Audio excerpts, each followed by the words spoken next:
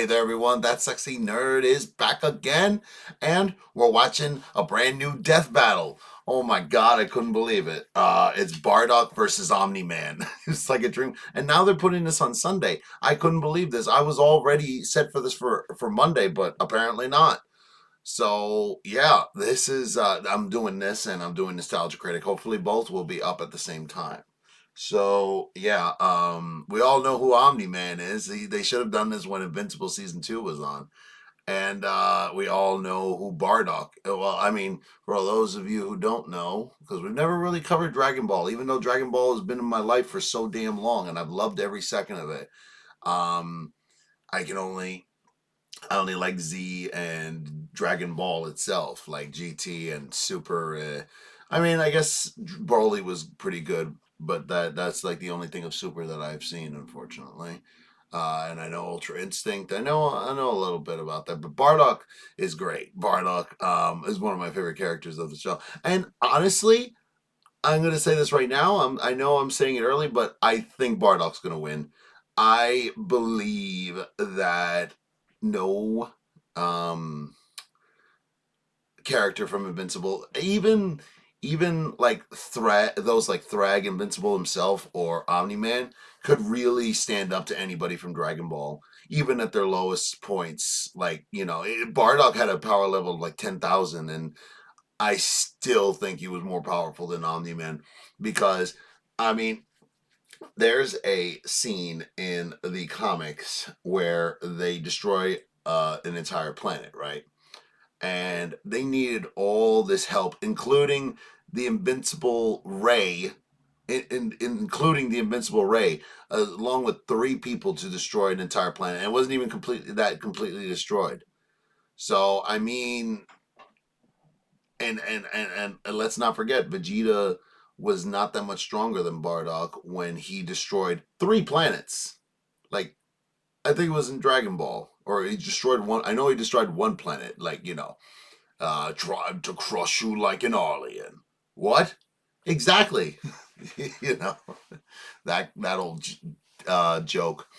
But yeah, also they really got him to be a character in DBZ Abridged, where really I believe is like the real canon, especially where they did the whole um, special where he went back in time to the beginning of the Saint. That never made any sense to me, but it made a little bit more sense in the abridged version. I'll tell you that much.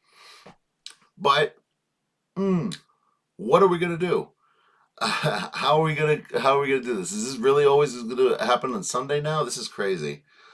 I guess I can get used to the schedule, but I kind of miss Mondays. It's like the only good thing that you could look forward to on a Monday. But anyway, I guess we're gonna watch Omni Man get his ass beat by Bardock. So yeah. I mean, I feel like again, I think Bardock can destroy a planet by himself.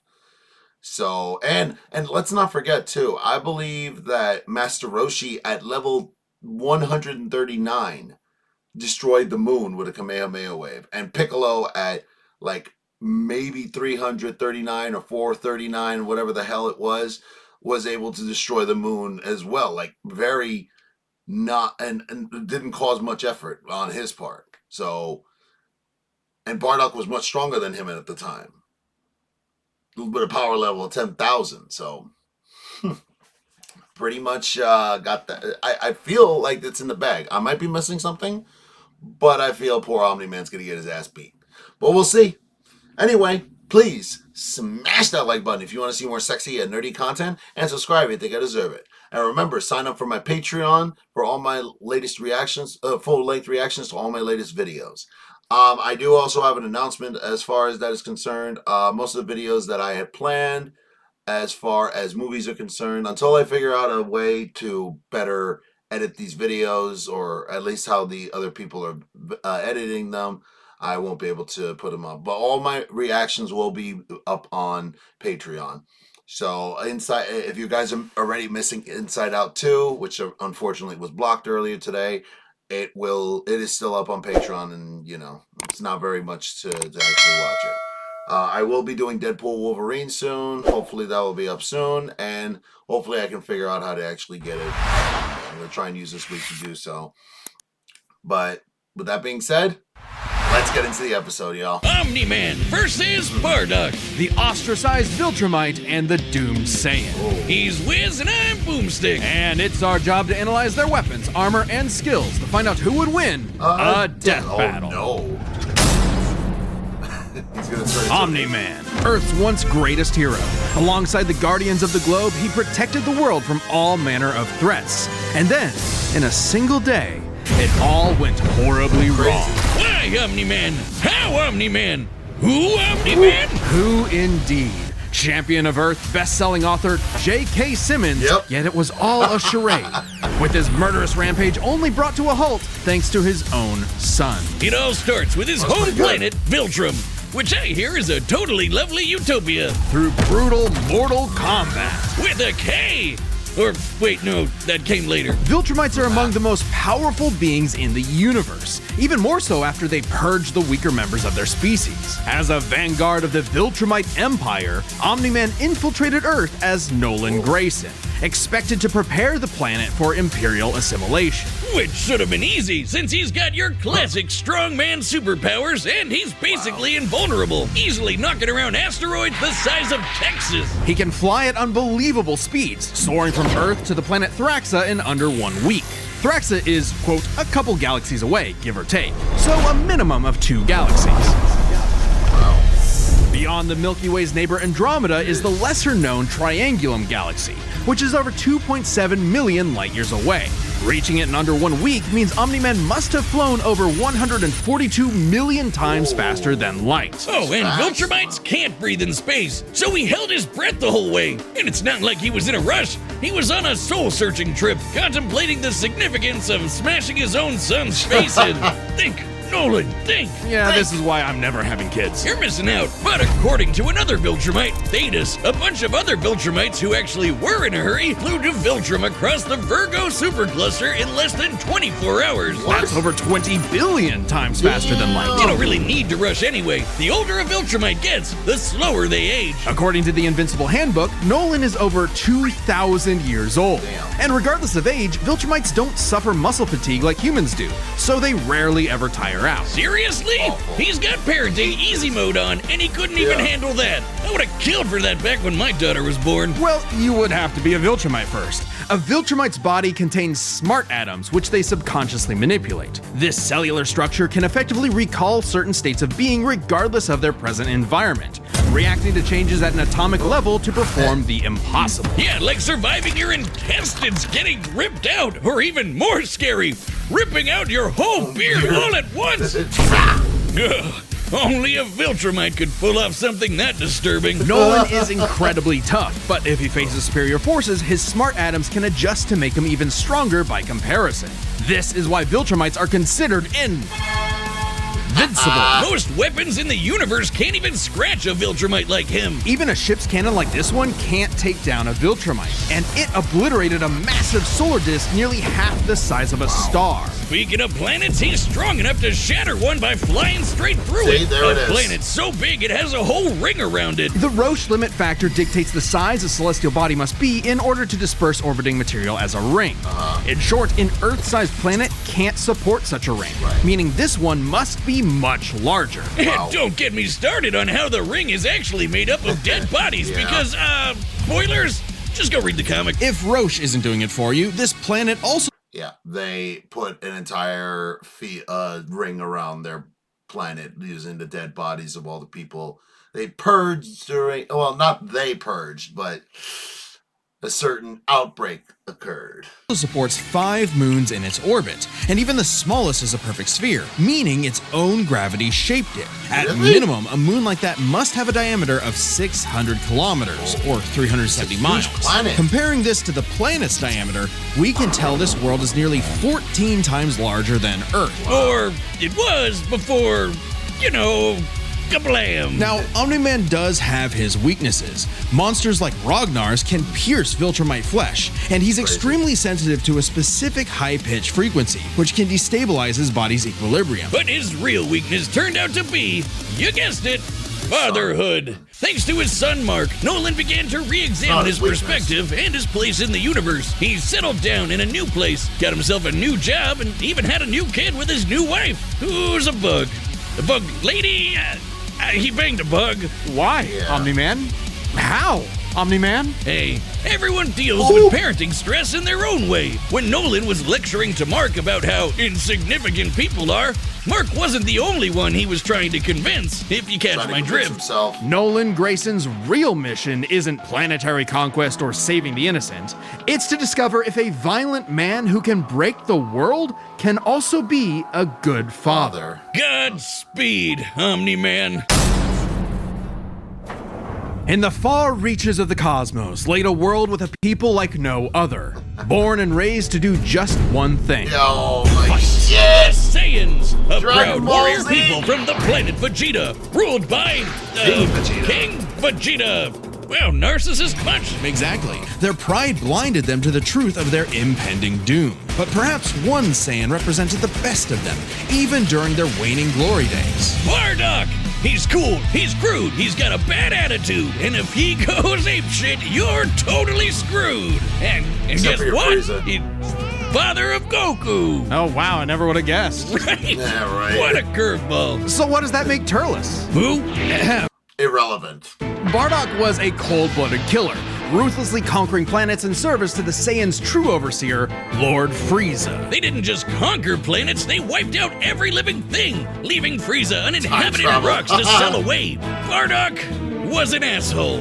Well, until he wasn't. Bardock's story has evolved over the years, with multiple iterations to draw from. Including one where he's a brilliant scientist. Yeah, what? But only one is considered officially canon. Bardock's demeanor began to shift when he met and eventually married fellow warrior Guinea, and had two sons, Raditz and Kakarot. No, Bardock didn't go totally soft. He was still a ruthless warrior. You know that iconic red headband of his? It's stained with the blood of his fallen friends. Hardcore. Bardock could fly, They would move make it faster all than red, light, though. and was naturally adept in using his ki as an explosive weapon. AKA shooting lasers from his hands. True to his brutal screw you nature, Bardock's moves are all about overwhelming power. His final spirit cannon is like a ki-powered bazooka. His rebellion hammer punch ignites enemies on contact, and his rebellion spear basically turns him into a supercharged battering ram. The guy has no chill. He will run you over, break your spine, light you on fire, and then move on to the next guy. All in a day's work for a Saiyan. Marriage didn't change that. While Bardock cared for Guinea, in fact being one of few Saiyans of his time to actually have a romantic partner, he was still no family man. Like most Saiyans, he saw his sons as nothing more than future soldiers. Bardock was a low-class warrior, so it was unlikely his kids would grow up to be anything more than battlefield fodder. But they would still possess the Saiyans' power, a transformation that was the key to their planetary devastation. Big Monkey! Under the light of a full moon, a Saiyan with a tail manifests the Uzaru. This great ape form increases Bardock's power tenfold, turning him into an unstoppable kaiju. Quick, someone call Yajirobe! While some Saiyans can maintain control over this berserker form, low-class warriors like Bardock don't receive the same level of training as those of higher birth. Prince Vegeta's control is so precise he can speak while changed, Yeah, but it's Bardock crazy. cannot. Hell, it's questionable if he even remembers everything that happens when he goes full tilt gorilla. No, the he Saiyan doesn't. strategy is pretty much just monkey see, monkey smash. Despite being low class, Bardock's power level nearly matched that of King Vegeta, who could destroy multiple planets at once. At about this time, King Vegeta's power level was go. around 10,000. Yeah, we know power levels are kinda janky. Nobody can agree on what the number really means. Outside of his fight with Gas, Bardock doesn't really show any high-end feats in canon, but we can use power levels to compare him to other characters with similar levels to better understand his Tenkaichi potential. 3. Like when his son fought Prince Vegeta. What's the scouter say about his power level? It's over 8,000.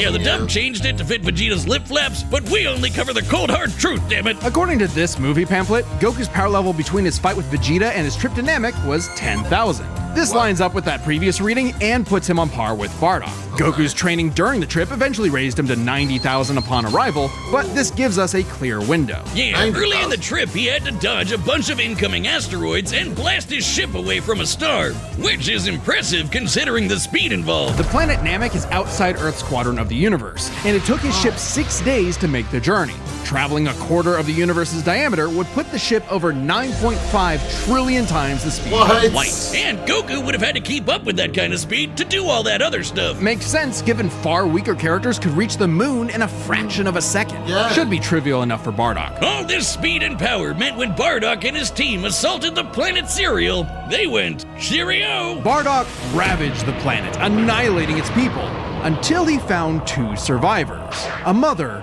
and her child. Some may call it weakness, others a moment of clarity, but Bardock was suddenly reminded of his wife and recently born son. He chose to spare the 2, and even pushed himself far past his limits to protect them from his own Frieza Force allies, who taunted that Frieza had dire plans for the Saiyans' future. This moment changed Bardock, making him more appreciative of his family and cautious of Frieza. When all the Saiyans were called back to planet Vegeta for mysterious reasons, he had a hunch something was up. So before his final stand, smashing through hundreds of soldiers before coming face to face with the tyrant, he sent his youngest kid away for protection. A choice that allowed his son to thrive. And hey, that's what good parents do. A choice that would have a greater significance than Bardock could ever imagine. And then Dildo Dickhead blew them all up and he died.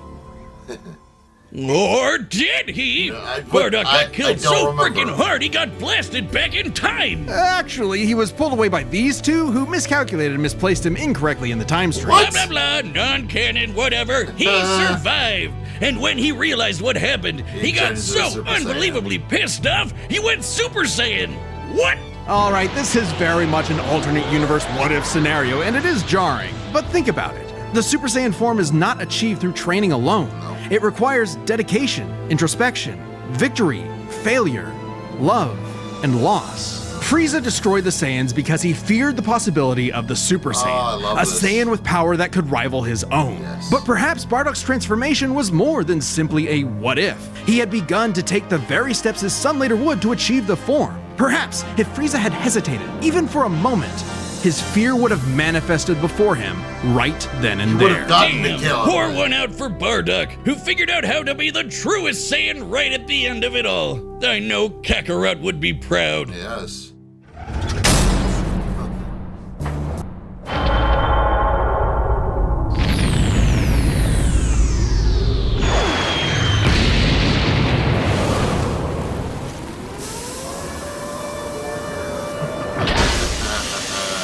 Oh, I can't wait! I'm so excited.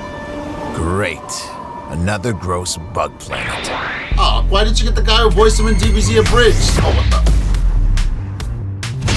This planet isn't anyone's to conquer. Don't underestimate me!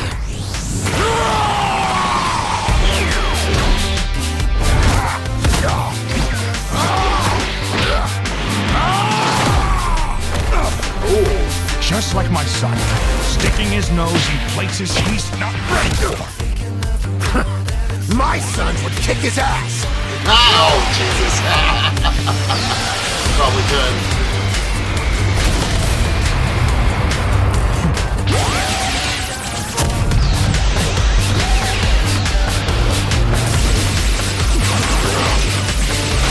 Princess never works. Really? Ooh! That shit, oh, I thought it was so... Whatever you are, you're an embarrassment. Yeah, okay. Oh no! It's always great. Wait till you see the real power of a Saiyan. Well,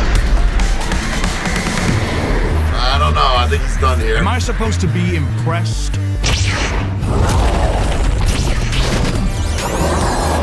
Yo! Oh!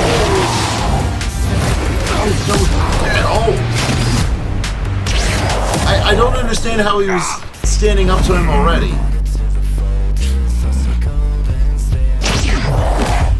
Oh, okay. Yeah, this looks familiar.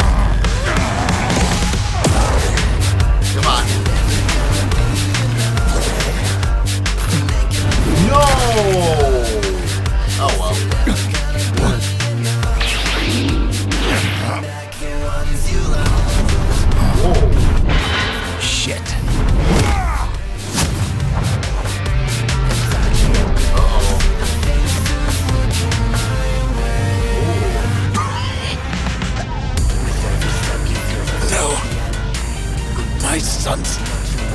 Lead me. I won't let you take me from my word. Oh, come on, this doesn't count. This shouldn't count.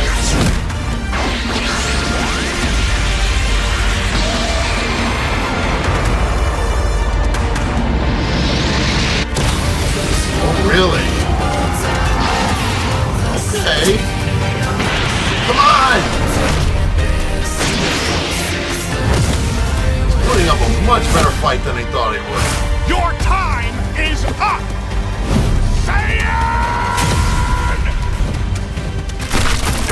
Get out of here! Get out of here! You said Saiyan. Remember it. Get out of here! Okay, I was wrong. What, how?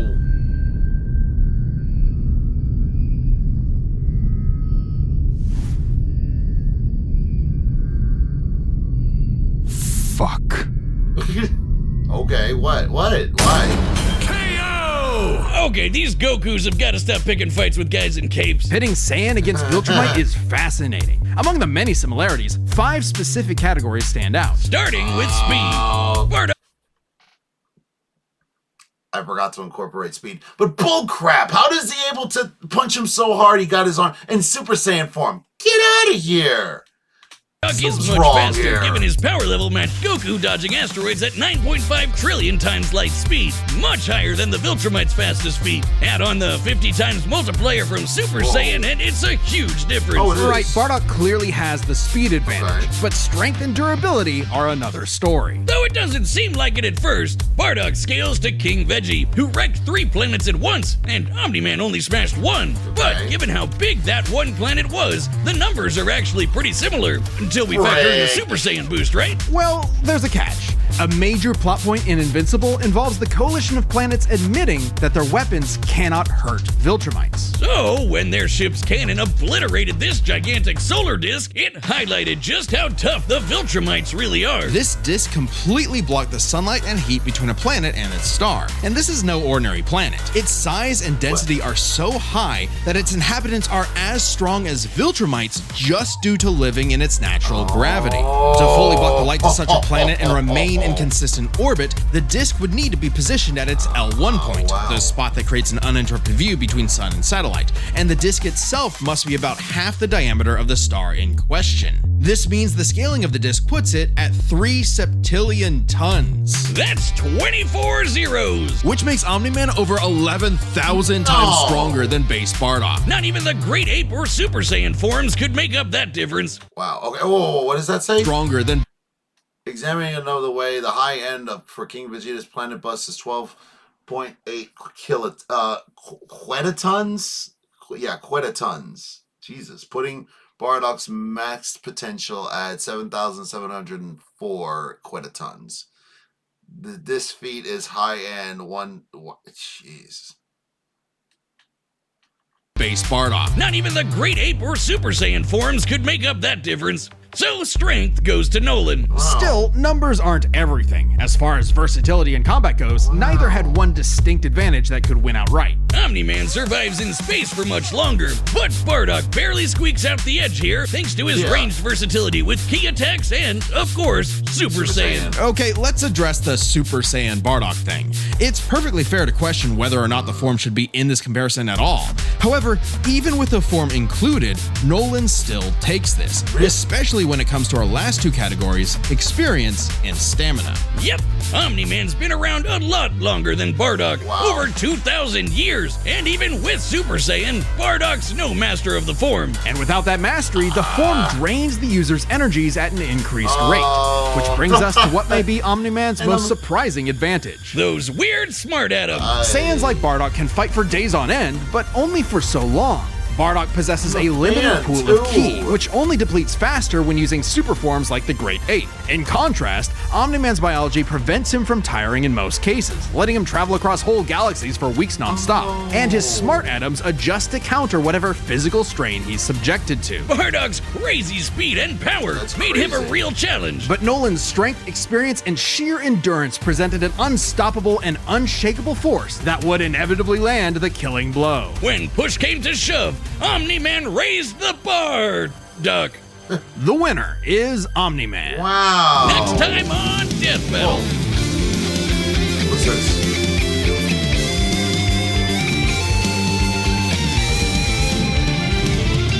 What is that? Subscribe and Persona, Joker versus Gerono. I don't know. Wow, I am completely shocked.